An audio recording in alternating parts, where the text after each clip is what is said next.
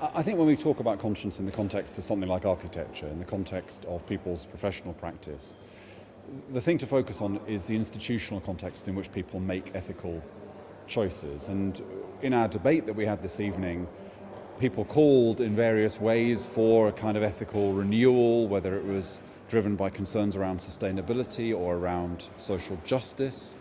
But in a way, I think the way to look at that question is how do we create the kind of institutional frameworks which make it more possible for people to reconcile the differing interests which they have as architects, to be successful professionals, to earn a decent living, to make great buildings, but also to respect and to respond to social and environmental imperatives. So I think the way to answer that question is not to hope simply that we will merely become more reflexive, more morally literate people, but to explore what are the institutional barriers to people practicing the way that they want to practice, and what is the institutional renewal which needs to take place.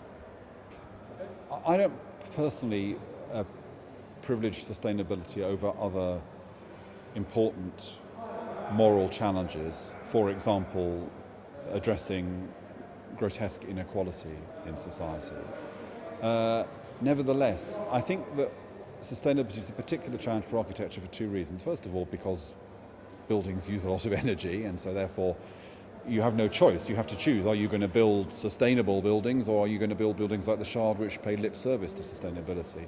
But the second reason is that architecture itself stands as a symbol of humanity's capacity to, as it were, tame nature, to rise above nature. I think it is symbolically significant that Greenpeace chose the Shard to climb up.